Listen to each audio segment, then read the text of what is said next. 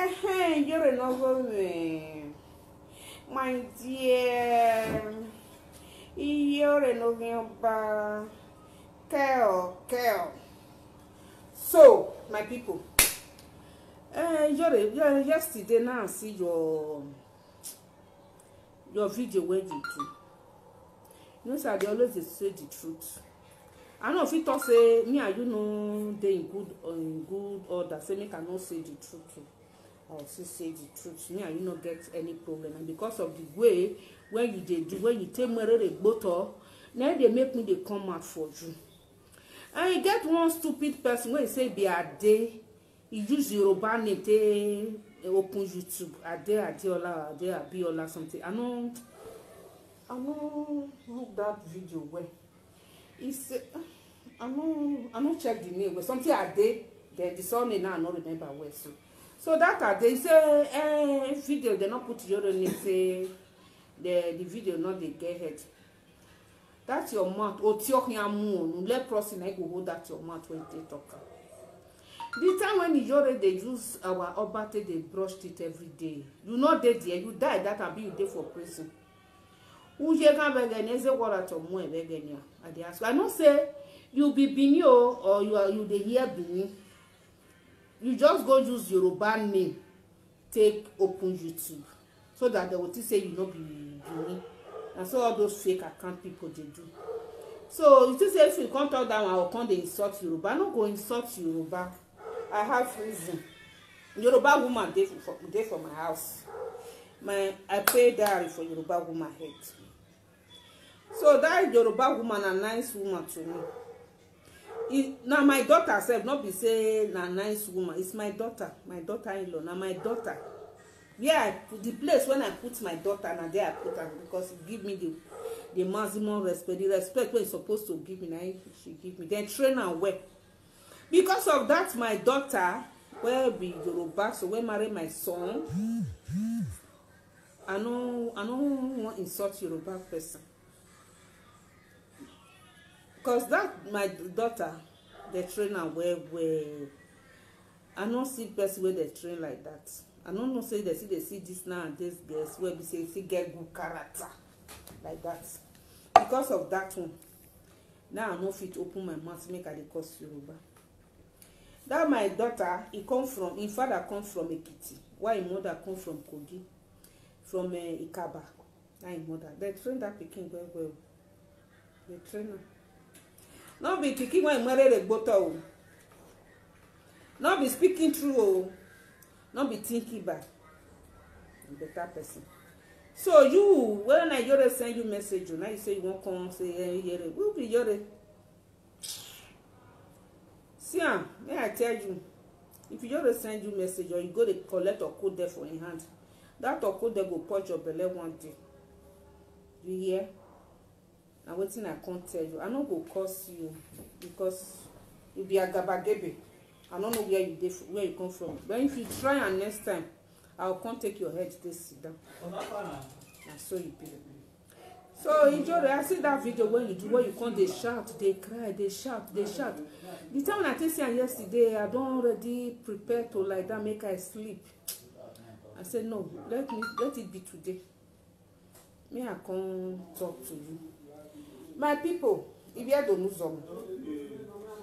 You know, video ni ogagele nwata igo e waje momoge wageli jage beni meje na message je momoge because you salobua yet he create ihe me ma igbo wana kun you understand aje mi yari omo re aje gwasa yari omo salobua je mo ja gbo ma o ma keke do me do bo ma beni kunowu dado wage je mo aje mo momoge ma anabete mebete bonomo a priye ni oka tebo ni biye no jari go be Germany ba ni o say na return a boni biye ni ni rogwa ni wa sofa ni ma ze ni e ma we so ni ko e na ti ene wo ni gbe obi no kavan e kavan you understand so ba ga ti e bo mu wa na we mi ke mi life do e ga fi bi gwajo you understand wala ho wo ibi edo Pagẹ́jẹ̀ mú mọ yàgíọ́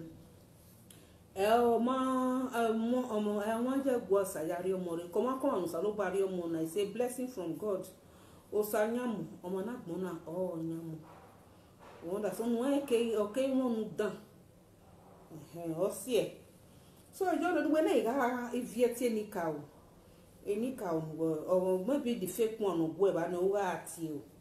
When I got Vega Sony, but I think we're not there about 6 or 7 months ago. Not how well I even wish you congratulations. So don't beg you to turn now. You might make the video near Yati where I go. Yeah, we no one come over to our game. I will support because someone else salubua.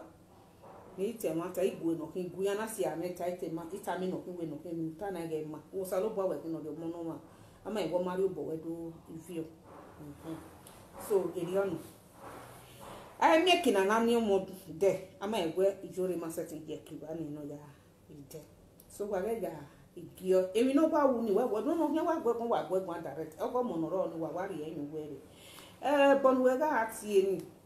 Oh, don't want to bother them more yakiwe by this time.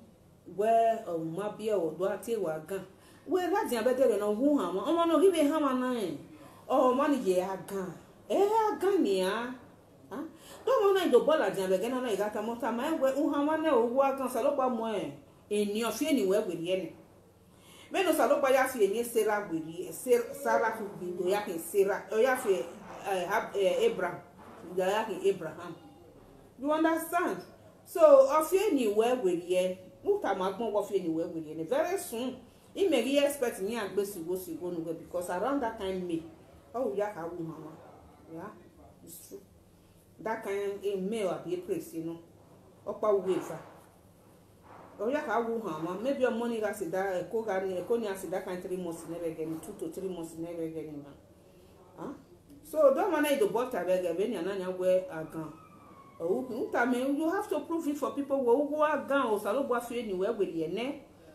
You understand? So I get a baby only set it ballow with baby no do a ball with baby dead you may not be me ya with nothing and ya with the video but not only me. You understand? So my can a baby only ballow, but my can wait to accept for Joe a bonu waiting on my little cousin because I have been with that in a book. Well, can a bonorena or a bono where you ask better you are swing Johnny yes year up be a motor I'll be done something like that. Any fee can move no play because I'm a gay and Jake. You understand? I was here again. Can I know a book where a banny aji. Ki Johnny just get a motor no car work your barbenica only have a fefe. And I move where near Yakulu and I see a petty loin. Who were Miamia. Bonnie will get a bed what you can go when and quicker than you are unless a photocopy will view your banning when you are with you want me that way. Only with that you don't you know. Let's concern about that. All every money will what you are just wasting your time. Any day when you were here or when you walk go no fears again, any day there's a good way. You understand? Only any when you do time. Because we hire a woman, we all are expecting that to see what that's what I say. Where your mama, you understand? Only maybe here, maybe from now to December, I got to with your mama.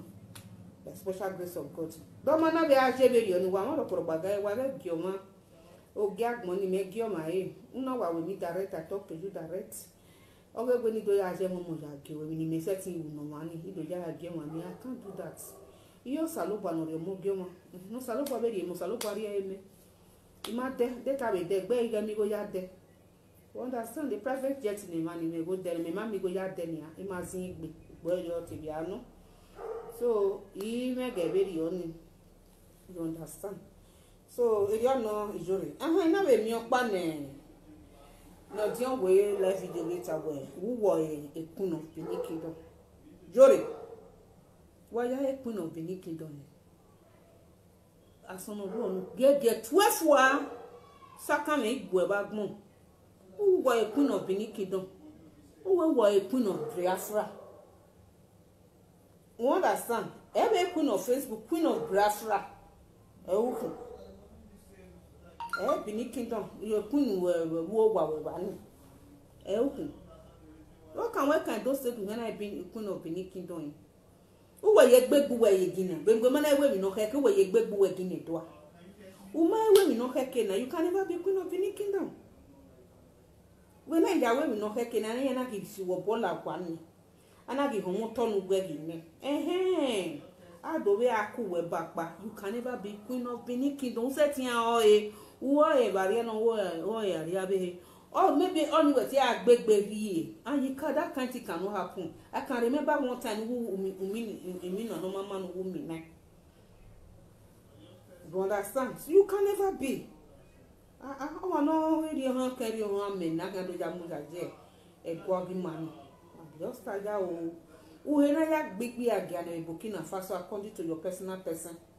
Do ya gbegbe aga Burkina Faso do la e Paris.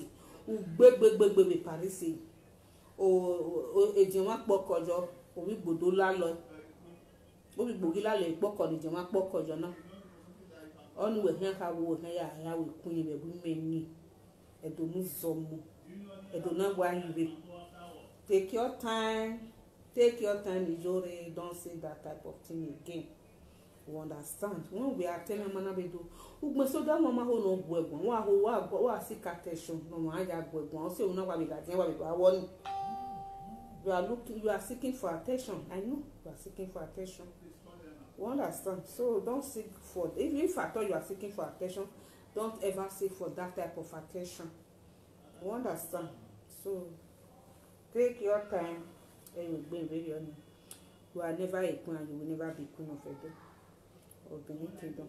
So bear that in mind.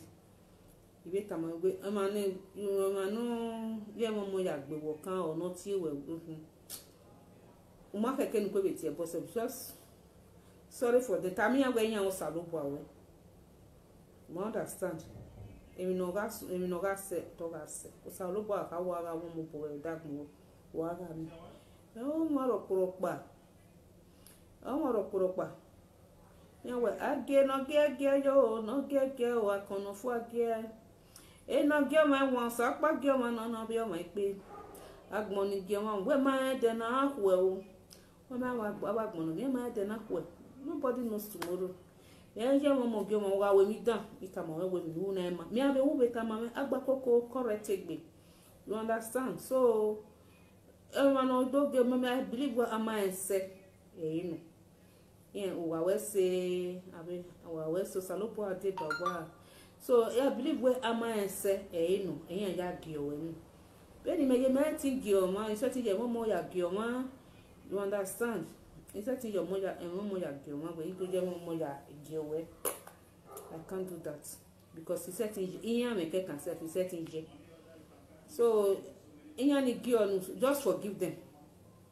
And do atie bo because abe boni we do atie ni we ya swe ni any dog do ni no any fie ke buwe no pe ni we wo do je yan re wo be do je yan re we bu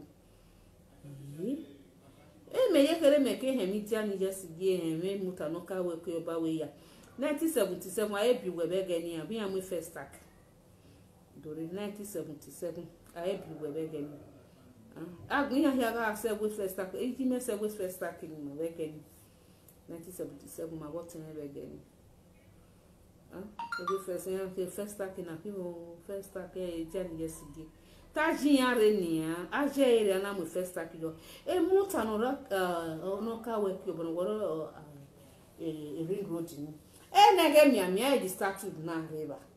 E wo je ere Ijore that kolo kakos brain we ni o ke ken tutanu e we e wo je ire o mo ko ma no gi nwam ne be do no gi se do ni no gi ma mi muta no ka we ke ba ni ero o ma ho ero o ma me go pa na ya mi muta I de no popo the same thing ama me go pa na ya mi e go te do ni igu wo gi do mo e lu ka we wa ni present egbo we do jin akun go be we bo no bi gbo fine Agbon here when just you are saying the truth. Oh, who was Jiari? Oh, Awa Amadi, there was never a time I am Yamia.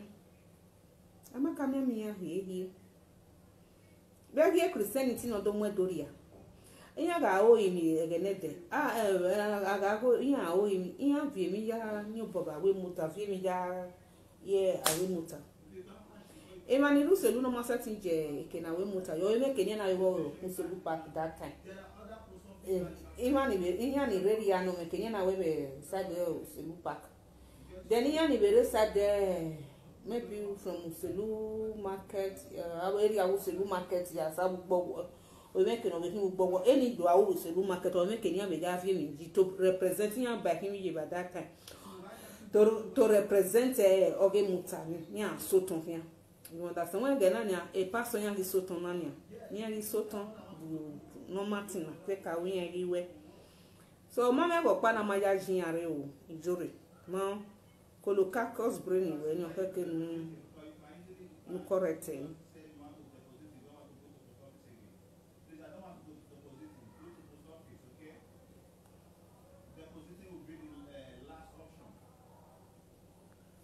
so if you know ijore oni we ni re to ta mo e wa wo ni do ta kia igba ta lo be ri oni so as they are correct o mo na correct o when ni there ave miscreant we ave gullible followers we ni ave do at ite bonijian ibe la din do gbogbo je ri an jian ho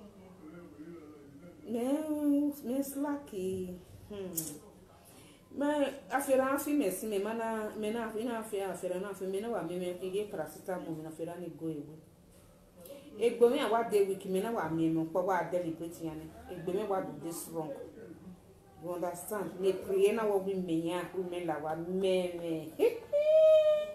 pray na la yo now you setting when la jan upa ni me la jan gba ni from now till January una la jan upa ime la jan gba ni ngwe eme ni me wi mi na we ni aka mo no de ifian ye ha opata wo no de until you come out again ike do te no pa benu ya la jan me eri yan be ya te no pa benu de gbe ya la jan be de gbe go if I still need more information de gbe ti yan ni yan we ta more information about you e ma gba run wa mi go every day by day.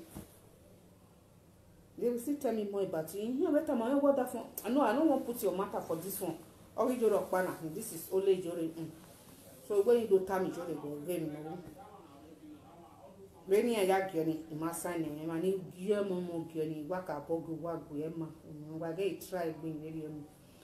Then only the other one, when you're a queen, you are never a queen, and you will never be queen of Edo State. Bear that in mind. Yahweh queen in name. Wo whatever. It's okay. Like that, mama. So when ya bolu fo aba ojure. So only for by jure. Ni me be ni ya itamawe. Ye me be ni atamawe do na ile wo be do be ni ge na be we ono mate kaka bo we. Oge nu na so ni o ma we ina do mi ne in a different way of social media do one work we na idori e buy no na vni no na go ni o ma we say because before me do deliberate jeme e ka mo e skin no go do we or say capacity ni na gun idola je do gun o ma say the capacity man na we say video e ka e ba share so you give journey evacugbe ona but ma je be we for say na go e ge so you know je so wa tamia when you ado arobi we ni arobi re yan bijin wa en no re won wa en no yan ja to je so ni ayo mu e total we be mu e be ya total understand yeah you mu e total no do kin for 7 years you mu e ya total o do kin beside o do awo yan yan ja kin igbe wa ewu no wu ma sorry you understand seriano ni igbe wa ewu beto no wo imaso yi ko si ma poru no sugbe so wa no gwe edomegbon mo gugu o se na gbe sanko o no gwe edomegbon mo gugu era yen je mo gugu so eriano wa se o masikita o yan battle of Benin Kingdom bye.